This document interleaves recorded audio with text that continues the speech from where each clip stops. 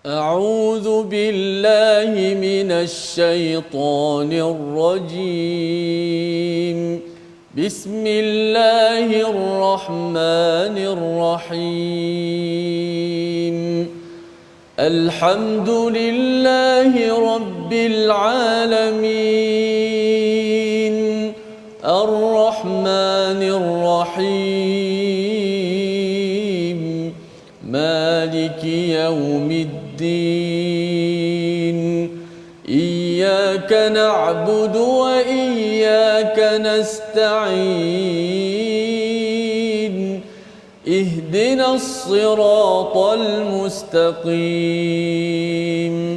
صراط الذين أنعمت عليهم غير المغضوب عليهم ولا الضالين.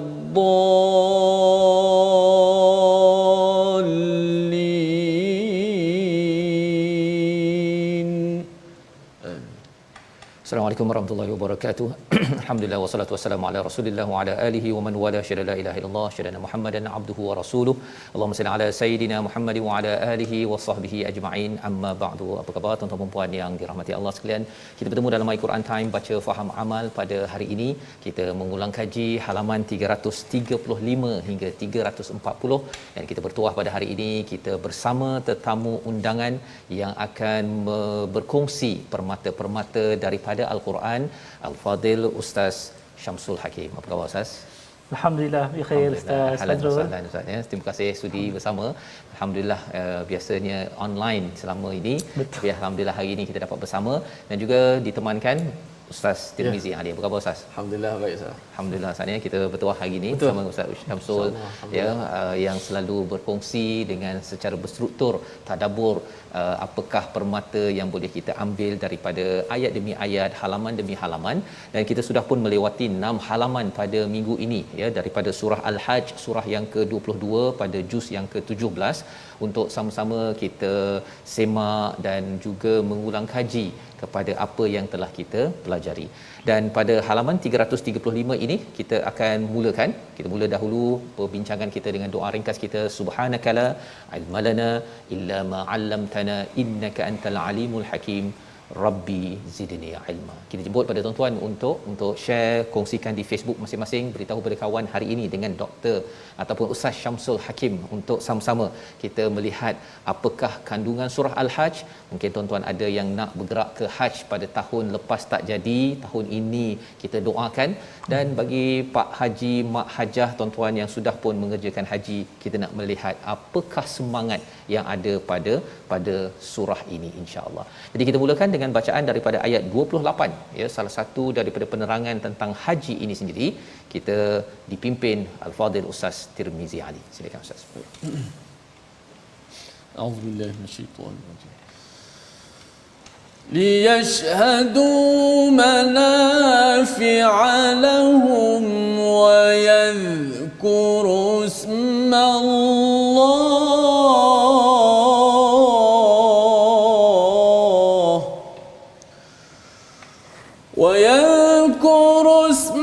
الله في أيام معلومات على ما رزقهم من بهيمة الأنعام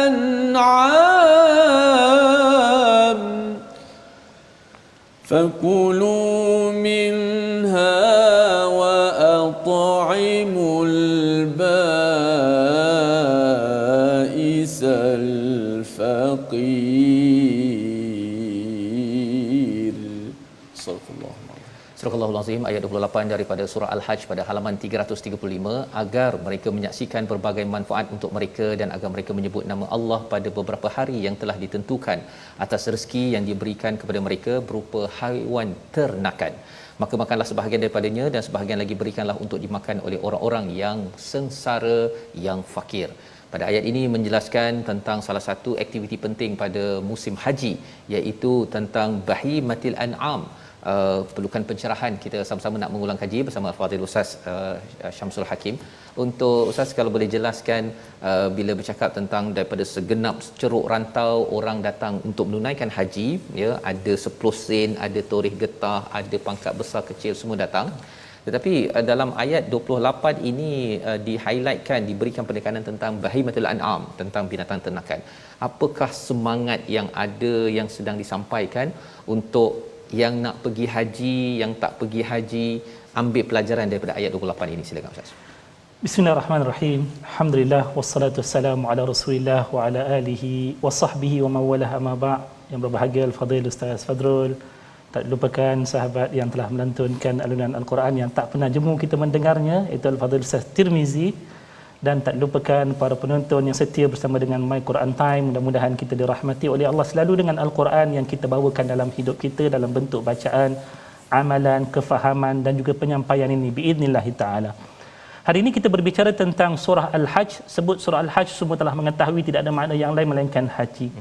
Dan bila mana sebutkan tentang haji, antara sesuatu yang istimewa yang dikaitkan rapat dengan haji, salah satunya iaitulah ibadah korban.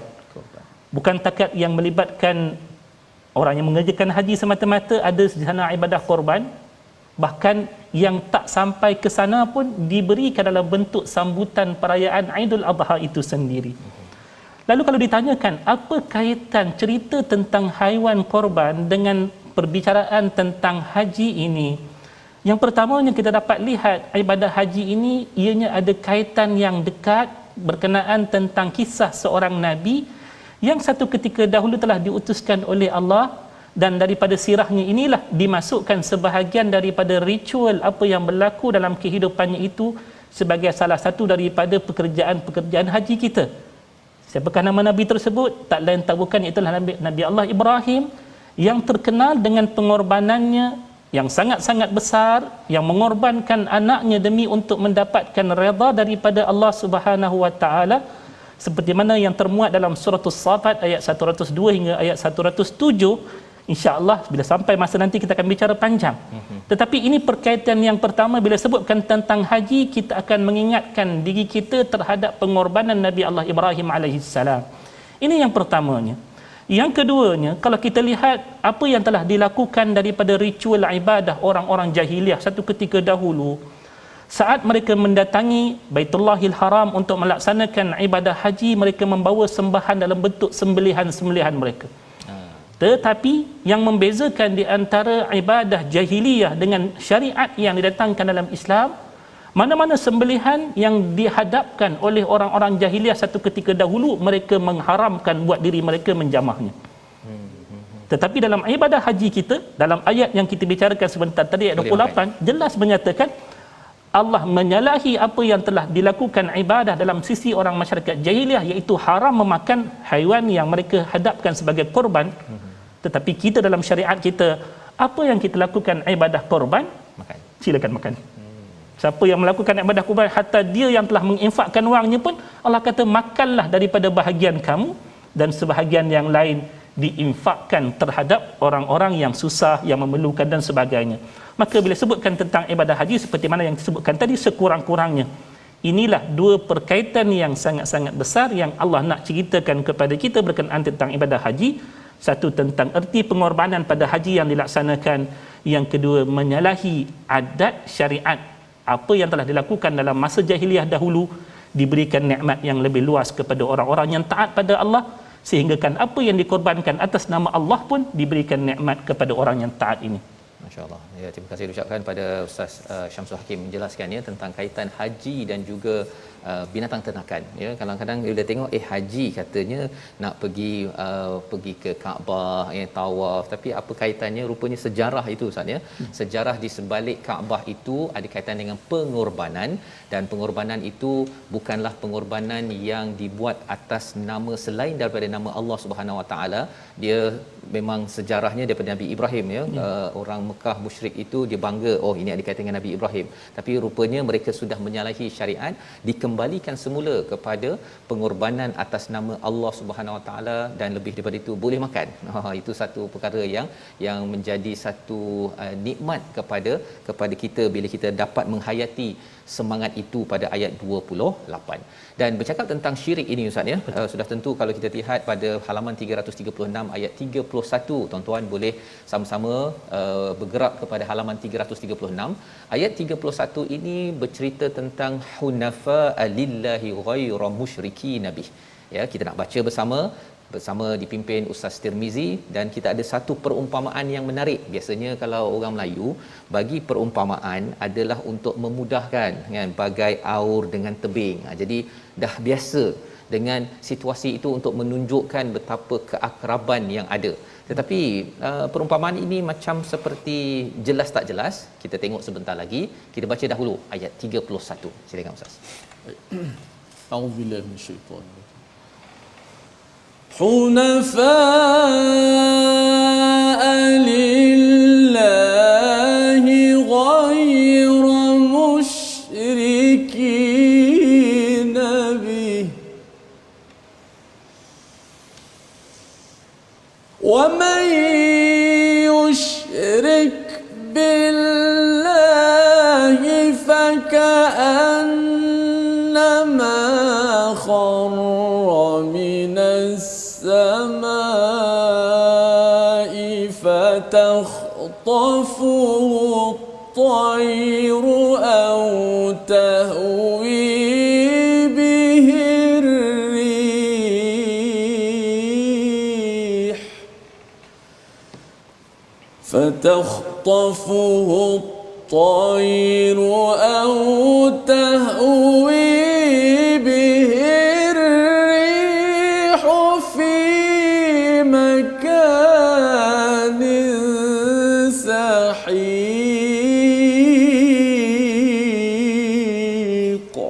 صدق الله. Surah Al-Azim ayat 31, beribadahlah dengan ikhlas kepada Allah tanpa menyekutukannya. Barang siapa yang menyekutukan Allah, maka seakan-akan dia jatuh daripada langit lalu disambar oleh burung atau diterbangkan angin ke tempat yang jauh. Mungkin kerana kita taklah berapa biasa sangat dengan perumpamaan ini ya, tetapi ada satu perkara penting. Kita bersama Ustaz Syamsul. Masya Allah, menarik berbicara tentang perumpamaan ini, dan sebenarnya seperti mana yang disebutkan oleh Saudara Fazrul tadi ataupun Ustaz Fazrul sebentar tadi, dalam Al-Quran tujuan perumpamaan ini didatangkan ialah untuk mendekatkan sesuatu yang maknawi, yang datang dalam bentuk makna kepada sesuatu yang dapat kita buat perbandingan pada sesuatu yang dapat dilihat dengan mata kesannya. Maka dalam ayat ni kalau kita lihat, ia datang sesudah daripada bicara Allah berkenaan tentang perintah-perintah bagi kita mengerjakan ibadah haji. Bermula daripada cerita ayat yang ke-26, Allah menyebutkan perkara yang paling utama daripada penyediaan Allah sebuah rumah bagi tujuan manusia melakukan ibadah, termasuklah haji di sana, tak lain tak bukan bermula daripada jangan mensyirikkan akan Allah sama sekali. So bila mana Allah Subhanahu Wa Taala telah menyenaraikan selepas daripada itu amal ibadahnya, bermula daripada panggilan untuk manusia hadir mengerjakan ibadah haji, adanya sembelihan korban di sana, adanya tawaf dan juga ibadah-ibadah yang lain yang mengiringi pekerjaan-pekerjaan haji, maka daripada semua pekerjaan yang kita diminta untuk melakukannya itu tadi, diingatkan peringatan yang penting, jangan sama sekali kita hilang ikhlas dalam hati kita. Lawan kepada ikhlas ialah syirik, menduakan Allah. Ikhlas kita hanya menjadikan Allah itulah tujuan bagi kita melakukan amal ibadat kita. Syirik, lawan kepada ikhlas, menjadikan adanya yang lain daripada Allah sebagai matlamatnya, kerana kesannya sangat-sangat buruk. Digambarkan seumpama seorang yang jatuh daripada langit, tempat yang tinggi. Apa yang dimaksudkan dengan tempat tinggi ini? Kalau kita lihat apa yang telah diungkapkan oleh Syekh Ibn Ashur yang membawakan pandangan daripada Zamakhsyari ketika mana dia mentafsirkan maksud bahasa pada langit ini, diumpamakan iman itu adalah langit, sesuatu yang memiliki nilai yang tinggi yang sepatutnya kita berpaut padanya dan takkan melepaskannya. Tetapi siapa yang membuang keimanannya sehingga mengambil sesuatu yang lain daripada Allah Subhanahu Wa Taala, maka ibaratnya dia melepaskan dirinya daripada rukun keikhlasan yang utama, rukun iman yang utama ini, sehingga dia akan menjadi orang yang terawang-awang. Tetapi adakah bila mana dia membebaskan dirinya daripada bertuhankan Tuhan yang satu, menyembah Tuhan yang satu, dia akan selamat? Tidak. Menanti di sana burung yang akan memagutnya, seperti mana kalau kita tahu adanya serangga yang sedang terbang di udara, ianya akan menjadi terkaman kepada burung-burung yang akan memakan pada bila-bila masa. Maka yang disebutkan burung ini pula, kalau kita lihat dalam tafsiran yang diberikan, ianya digambarkan dengan hawa nafsu yang sememangnya berkehendak kepada kita untuk jauh daripada jalan Allah Subhanahu wa taala. Maka hawa nafsu inilah yang akan membaham diri kita, menyeret kita lagi jauh daripada cahaya keimanan. Ataupun disebutkan yang keduanya, au tahwi bihir rih, ataupun dihumbankan oleh pukulan angin yang kuat yang akan menghantar kita ke satu daerah yang jauh. Apakah daerah yang jauh tersebut? Iaitu jauh daripada syurga Allah. Apakah yang dimaksudkan dengan angin tersebut? Kata Syekh Ibn Ashur, iaitulah yang namanya syaitan. Bila mana kita berlepas diri daripada Allah, sebenarnya kita sedang menuju untuk diikat oleh syaitan, untuk ditarik, diseret ke neraka Allah Subhanahu wa taala. Peringatannya, lakukanlah ibadah dengan ikhlas, kerana dengan ikhlas itulah syaitan takkan dapat menewaskan kita, hawa nafsu pun takkan dapat menewaskan kita. Itulah kepentingan ikhlas dalam kita melakukan amal ibadah. Baik, terima kasih ucapkan pada Ustaz Syamsul menjelaskan tentang hunafa itu berkaitan dengan keikhlasan Ustaz ya. Buat hanya kerana Allah Subhanahu Wa Taala, bukannya bias junafa ya kepada mana-mana makhluk yang lain. Ini yang dijelaskan sebentar tadi, dan perumpamaan itu adalah amat besar Ustaz ya. Maksudnya ialah memang perangkap sentiasa menanti sahaja kepada sesiapa yang cuba untuk lari daripada keimanan kepada Allah Subhanahu Wa Taala, keikhlasan kepada Allah Subhanahu Wa Taala. Syaitan yang memerangkap dan juga hawa nafsu yang membawa kita jauh daripada syurga Allah Subhanahu Wa Taala. Jadi ini yang kita perlu jaga dalam ibadah haji, dan juga bila balik daripada haji ataupun kita nak menuju haji itu, latihan ikhlas ini penting. Dijelaskan pada halaman 336 ini, sehinggalah disebutkan tentang ucapan tahniah kepada mereka yang muhbitin pada ayat yang ke-34, mereka yang tunduk, patuh, lembut hatinya dengan mengingat Allah, dengan sabar, dengan solat dan juga dengan infak. Bercakap tentang haji ini terus sampai kepada ayat 37, dan pada ayat 38 hingga seterusnya bermula kisah seperti kisah baru ya, haji.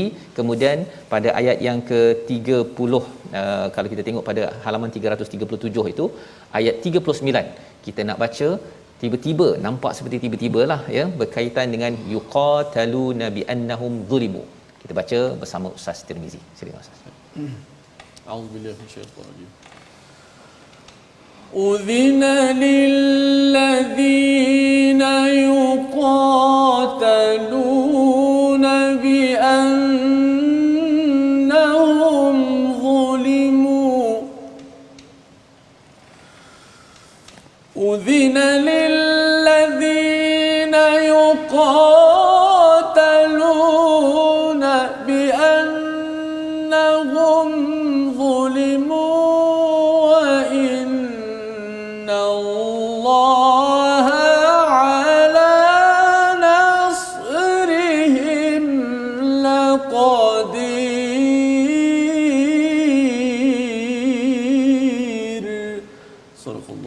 Surah Al-Azim ayat 39, diizinkan berperang bagi orang-orang yang diperangi kerana sesungguhnya mereka dizalimi dan sesungguhnya Allah Maha berkuasa menolong mereka itu. Surah Al-Hajj ini dikaitkan dengan bercampur Ustaz ya, di antara Makkiyah Madaniyah itu sendiri, dan di sini ada berkaitan dengan, kalau awal surah Al-Hajj ini ya ayuhan nas, banyak berkaitan dengan as-saah, itu elemen Makkiyah.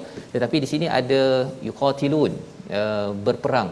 Boleh Ustaz ceritakan haj dan perang, apa tanasub kaitan di antara duanya? Okay. Ini juga satu perbincangan yang menarik. Kadang-kadang bila mana kita tak pergi kepada pentafsiran yang mendalam, kita mungkin confuse kenapa peperangan yang sesuatu yang dilihat dahsyat, yang mengerikan, dibawakan kepada satu amal ibadat yang terlihat kerukunan yang damai padanya, iaitu haji. Haji adalah satu bentuk kerukunan kehidupan yang penuh dengan kesantunan, saling bertoleransi. Tiba-tiba dibawakan cerita tentang peperangan. Dan surah Al-Hajj ini secara keseluruhannya ia adalah surah Madaniyah, walaupun ada sebahagian daripada ayatnya yang dibicarakan datang dalam bentuk Makkiyah, tetapi keseluruhannya ia adalah Madaniyah. Kalau kita lihat, perintah haji inilah perintah yang datang selepas Nabi SAW berhijrah ke bumi Madinah Al-Munawwarah, dan ia akhirnya menjadi rukun daripada rukun-rukun Islam, Dan ia merupakan rukun Islam yang kelima.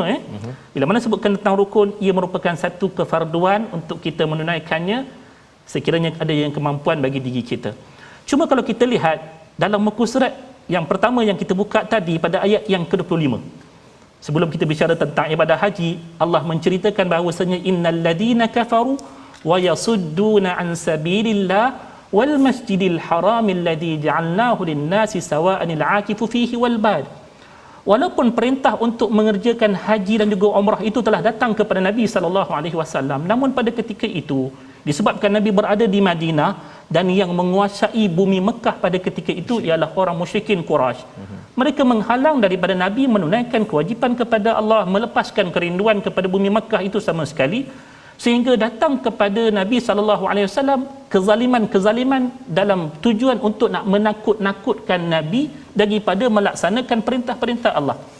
Maka di kala inilah disebabkan oleh kezaliman yang dihadapi oleh Nabi yang paling besarnya pada ketika ini, terhalang daripada mendapati rumah Allah yang mulia seperti mana yang pernah kita dengar daripada bicara surah Al-Baqarah, wa man azlamu mimman mana'a masajidallah ayyudhkara fiha ismuhu wa sa'a fi kharabiha. Siapakah yang lebih zalim daripada orang yang menghalang orang lain daripada pergi ke rumah-rumah Allah, masjid-masjid dan sebagainya.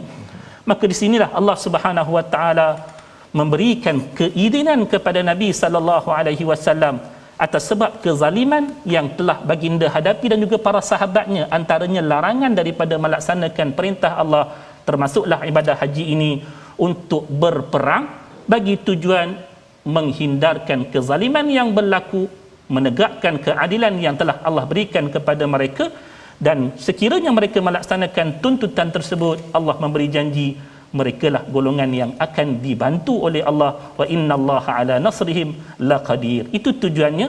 Dan kita dapat lihat bila mana Nabi SAW melangkah dalam tahun ke-6 Hijrah untuk melaksanakan umrah kali yang pertama, walaupun terhalang dan walaupun pada ketika itu telah pun diberikan ruangan untuk peperangan, tetapi Nabi telah memilih jalan perdamaian, berlakunya perjanjian Hudaibiyah dan terbukanya kota Mekah pada tahun ke-8 dan dibolehkan umat Islam untuk mengerjakan apa yang telah difardukan sebelum daripada itu. Masya-Allah, itu adalah kaitan di mana apa kaitan haji dan juga peperangan tadi Ustaz ya. Jika sesuatu kezaliman itu berlaku menghalang daripada keamanan yang sebenar-benarnya, iaitu untuk mendekati kepada Baitullah Al-Haram, maka kena guna ya pedang. Kalau katakan cakap-cakap dah janji-janji pun tidak dikotakan Hudaibiyah sebentar tadilah ya, rupa-rupanya itu adalah jemputan daripada orang musyrik untuk diperangi agar dibersihkan di sekitar Kaabah itu daripada kemusyrikan kepada Allah Subhanahu Wa Taala. Jadi ini pelajaran penting dan kita berehat sebentar, kembali lagi selepas ini My Quran Time, baca faham aman insya-Allah.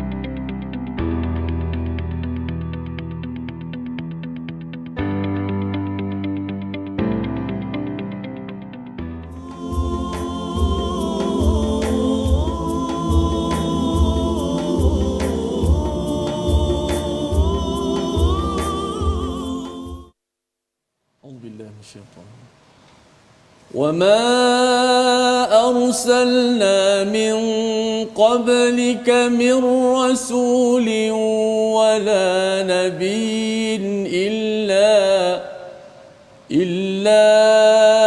إذا تمنى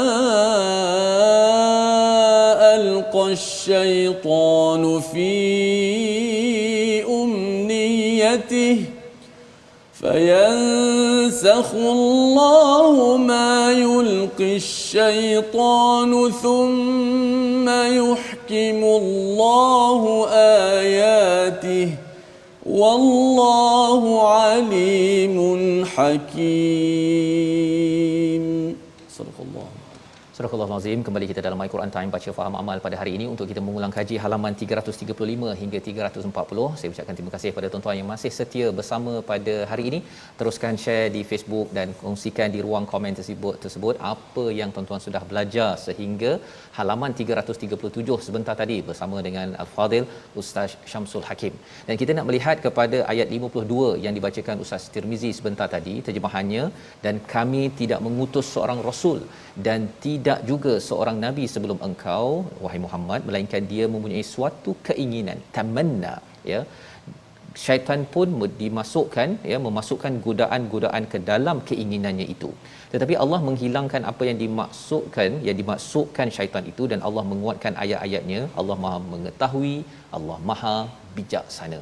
Jadi ini adalah satu perkara yang menarik, ya, di dalam bercakap tentang surah Al-Hajj ini, tentang orang-orang yang bukan beriman, musyrik, cuba menghalang, tetapi dalam masa yang sama ada elemen syaitan. Kalau kita perasan di awal daripada surah Al-Hajj ini ada cerita tentang syaitan ini membawa kepada merid untuk membangkang kepada apa yang dibawakan oleh Nabi, dibawakan oleh Allah Subhanahu Wa Taala. Jadi kita nak pencerahan daripada Ustaz Syamsul berkaitan dengan tamanna ini. Apa maksud di sebalik perkara ini dan apa maksud umniyatih? Silakan Ustaz. Bismillahirrahmanirrahim. Ayat yang kita lihat waktu ini menceritakan tentang satu peristiwa yang pernah berlaku dalam hayat Nabi sallallahu alaihi wasallam, bererti ayat ini ada sebab nuzulnya. Ya.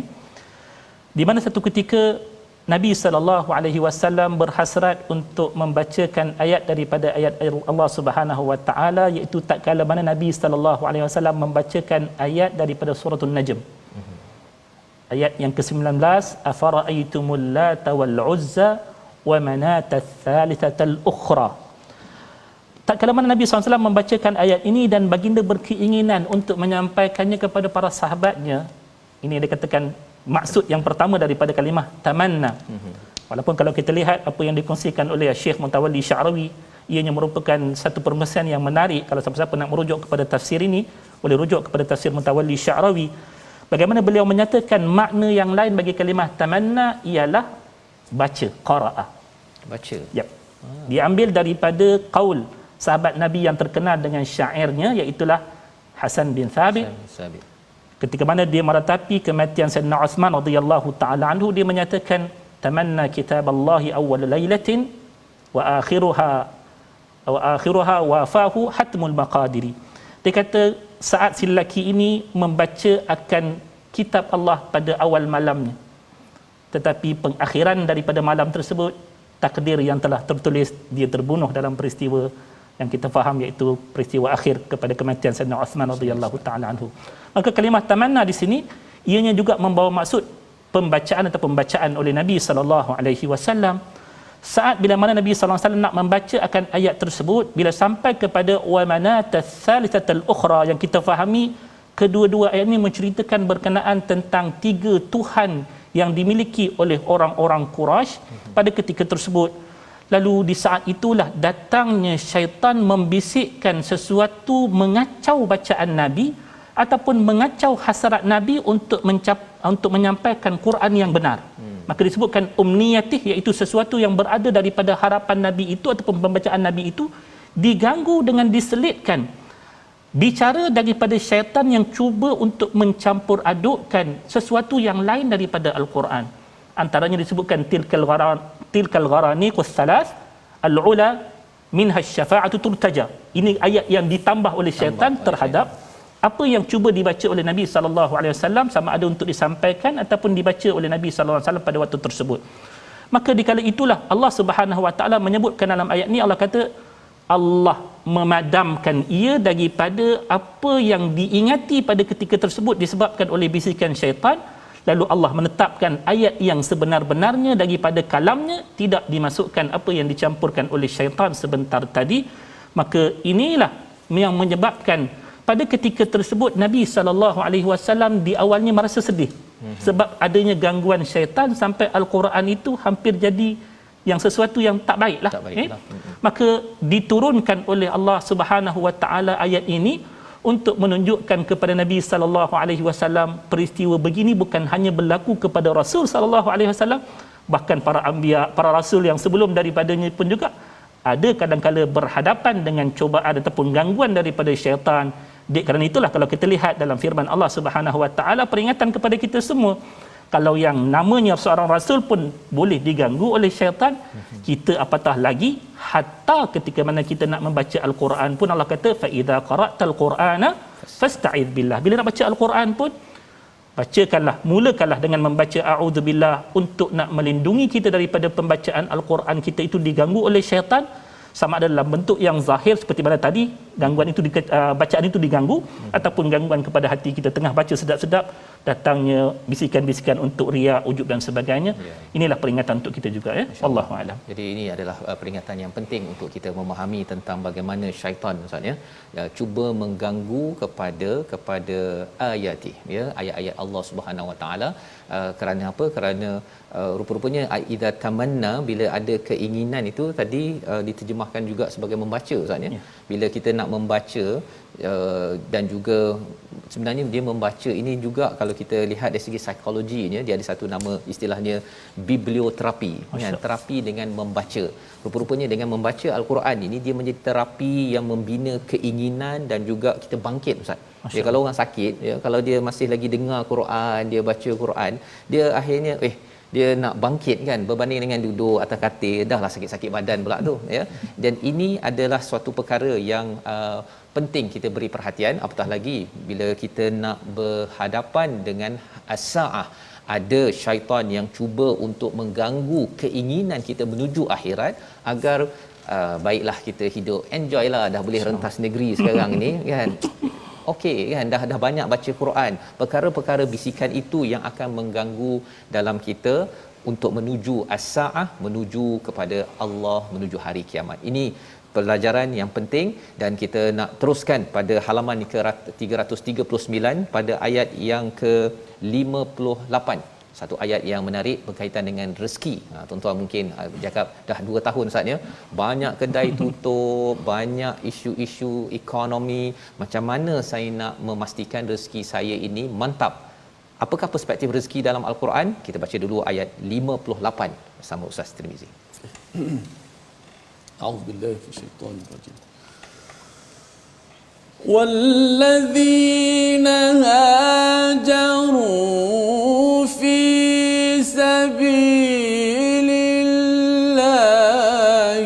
thumma qutilu aw matu la yarzuqannahumullahu rizqan hasana wa inna Allaha lahuwa khairur raziqin. Sadaqallah. Surah Al-Azim ayat 58, dan orang-orang yang berhijrah ke jalan Allah kemudian mereka terbunuh atau mati, sesungguhnya Allah akan memberikan kepada mereka rezeki yang baik, dan sesungguhnya Allah adalah pemberi rezeki yang terbaik. Jadi di sini sebenarnya bercakap tentang rezeki, banyak nampak gaya macam rezeki dekat akhirat, ustaz, ya. Tapi boleh tak ustaz ceritakan tentang konsep rezeki sebenar-benarnya agar ayat ini menjadi motivasi kepada kita yang berhadapan dengan COVID-19, ya, ekonomi kita dah tak berapa pasti lagi, nak bangkit balik bagi sebahagian dah habis dah, ustaz. Saving, simpanan dah habis, duit KWSP kebanyakan orang Melayu bawah 10,000, ya, nak menghadapi hari tua 10,000 kalau duduk di Kuala Lumpur ni, rasanya kalau ikut secara manusiawinya berapa bulan je, ustaz, ya. Jadi apa yang kita boleh belajar yang perlu difahami di sini? Silakan. Bismillahirrahmanirrahim. Wassalatu wassalamu ala rasulil amin wa ala alihi wasahbihi ajma'in. Amma ba'd. Di sinilah kita dapat lihat betapa apa yang Allah tunjukkan kepada kita daripada maksud rezeki itu lebih tepat, lebih kena dalam semua kondisi manusia. Berbanding kalau kita cuma mengambil perspektif rezeki itu mengikut kepada acuan akal kita, yang mungkin melihat bila sebutkan rezeki ianya melibatkan apa yang sedang kita hadap sekarang dan ianya terhenti segitu saja. Makan, minum, gaji, duit dan sebagainya. Tetapi Al-Quran bila mana membicarakan sesuatu, ia akan membawakan satu perspektif yang menyeluruh dan insya-Allah ianya perspektif yang mendamaikan semua jiwa manusia. Antaranya disebutkan salah satu daripada bentuk-bentuk rezeki yang Allah berikan, bahkan mudah-mudahan itulah jenis yang terbaik. Siapa yang nak baca ayat ni, buka suratul Nisa ayat yang ke-100 juga. Jangan tinggalkan. Di sana Allah menyebutkan wa may yuhajir fi sabilillahi yajid fil ardi muragaman katsiran was'a. Siapa yang berhijrah pada jalan Allah Subhanahu wa taala, maka Allah akan berikan kepadanya kelapangan kepada hidup dia dan juga rezeki yang murah dan sebagainya. Ya. Wa may yakhruj min baitihi muhajiran ila Allah wa rasulihi thumma yudrikuhul maut faqad waqa'a ajruhu 'ala Allah. Kalaupun tak sempat lagi berhijrah, baru keluar tiba-tiba mati pun, Allah kata telah pun ada bahagian rezekinya, iaitu bahagian rezeki seperti mana yang disebutkan oleh Ustaz Fazrul tadi, iaitu bahagian rezeki di akhirat. Rezeki kita ni bukan takat di dunia, tapi rezeki kita juga adalah rezeki yang melibatkan rezeki di akhirat yang berbentuk ganjarannya. Kalau tak beroleh rezeki yang sebetul-betul yang kita harapkan di dunia ini, jangan sampai kita hilang bahagian rezeki kita di akhirat. Yang namanya daripada sabar kita, daripada amal-amal saleh kita yang lain. Jangan bila kita kata dah tak dapat rezeki di dunia ini, duit tak ada, harta tak ada, isteri tak ada, anak tak ada, maka kita kata peluang untuk kita mendapat ganjaran yang satu lagi yang namanya rezeki akhirat, kita menafikannya. Sebab rezeki akhirat ini sebenarnya lebih besar, lebih luas. Kalau buka surah Ali Imran ayat 169, Allah kata wala tahsabanna alladhina qutilu fi sabilillahi amwata bal ahya'un 'inda rabbihim yurzaqun. Allah kata jangan kamu sangka orang yang mati berjuang pada jalan Allah Taala ni mati begitu saja, tak. Bahkan kata Allah mereka itu hidup dan mereka itu berterusan diberikan rezeki. Bagaimana rezeki itu datang selepas kehidupan dunia ini. Maka di sinilah mengajar kepada kita bahawasanya apapun matlamat pencarian rezeki kita, jangan hentikan ia untuk hidup dunia, tetapi lihatlah ianya adalah untuk satu lagi yang namanya hidup akhirat. Kalaupun tak beroleh rezeki pada pandangan perspektif masyarakat dunia pada hari ini, jangan sampai kita terlepas peluang rezeki akhirat yang lebih besar daripada amal-amal saleh kita, daripada pembacaan Al-Quran kita, daripada sedekah-sedekah kita yang termampu kita berikan.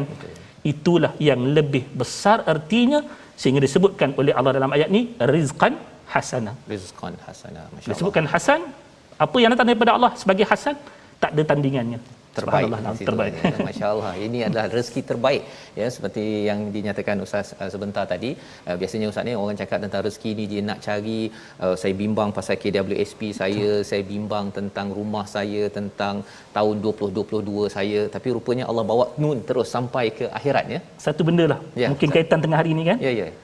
Rezeki dapat duduk sejam depan TV menonton My Quran Time pun jangan lupa tu rezeki. Subhanallah. Ya, jadi itu rezeki Ustaz, ya. Rezeki yang boleh memanjangkan rezeki kita sampai ke akhirat. Pasal ada orang yang rezeki dekat sini duitnya berkepuk-kepuk, ya, dalam akaun dekat bank kat luar negara apa sebagainya, tapi rupa-rupanya nak dapat rezeki 1 jam bersama Al-Quran untuk memanjangkan rezekinya sampai kepada rizqan hasanah itu tak dapat, Ustaz, ya. Dia dapat di sini sahaja. Allah habiskan segala-galanya di sini. Jadi ini perspektif yang luas bagaimana Al-Quran ini, subhanallah, ya, dia bukan sekadar ikut akal kita kalau boleh kita nak kaya sekarang, nak sekarang, tetapi kita tahu bahawa kita bukan sekadar hidup hari ini ataupun tahun depan, tapi kita akan pergi ke satu daerah yang amat panjang bertemu Allah Subhanahu Wa Taala. Jadi ini adalah konsep rezeki yang dibawakan pada halaman 339 dan kita nak bergerak kepada halaman 340, ya, masih dalam surah Al-Hajj. Bila bercakap tentang Al-Hajj, tentang kehidupan kita ini ada mansakan, ya, istilah yang digunakan pada ayat 67. Apakah isinya? Jom kita ulang kaji, baca sekali lagi ayat 67. Perkataan mansakan yang juga pernah kita jumpa sebelum ini pada ayat 34. Tapi kali ini kita nak baca ayat 67 sekali lagi bersama Ustaz Tirmizi. Auzubillahi minasyaitanir rajim. Likulli ummatin ja'alna mansakan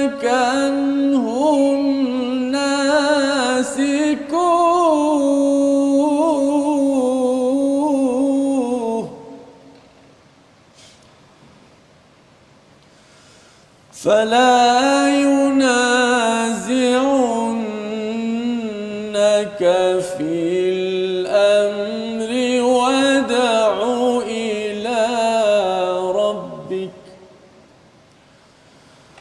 وادع إلى ربك إنك لعلى هدى مستقيم.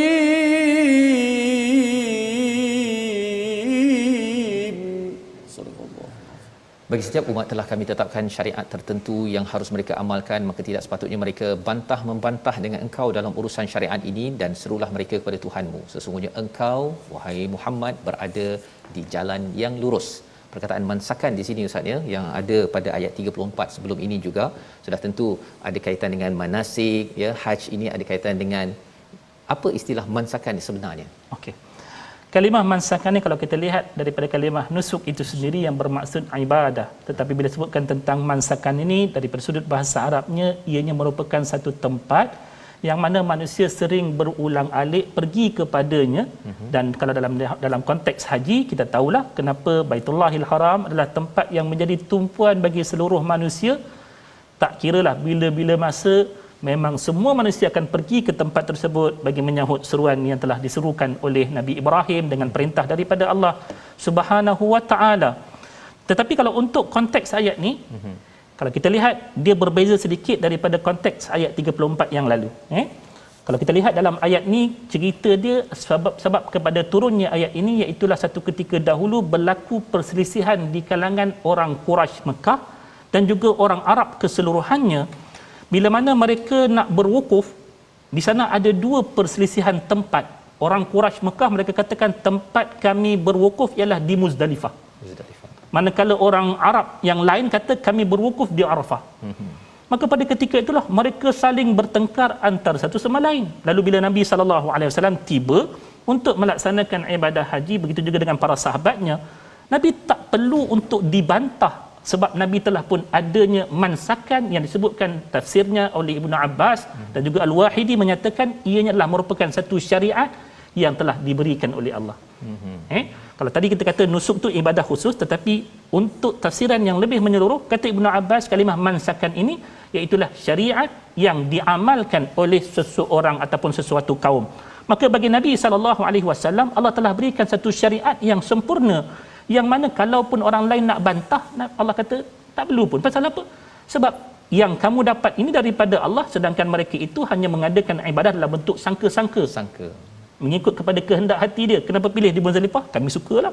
Kenapa pilih di Arafah? Ikut suka kami lah. Sedangkan Nabi SAW bila mana nak berwukuf, Allah tetapkan baginya Al-Hajju Arafah. Bila mana nak bermabit di Muzdalifah, mana nak melontarnya di Mina.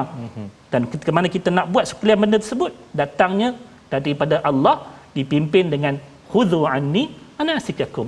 Maka mansakan di sini kalau kita nak faham dalam konteks untuk ayat yang ke-67, ianya adalah merupakan syariat yang telah Allah datangkan bagi setiap nabi, termasuklah nabi kita sallallahu alaihi wasallam. Cuma berbeza sikit pada ayat 34, dikhususkan bentuk syariat itu pada urusan penyembelihan, yang mana kita ceritakan sebelum daripada ni, syariat orang Quraisy jahiliyah, mereka menyembelih tak boleh makan. Syariat nabi khusus, sembelih boleh makan. So jangan ikut yang tu, ikut syariat Nabi sallallahu alaihi wasallam dalam urusan syariat penyembelihan tersebut. Wallahu a'lam. Jadi di sini di sebalik syariat itu tadi pun, kalau sembelihan boleh makan itu memberi kesan sosial Ustaz ya.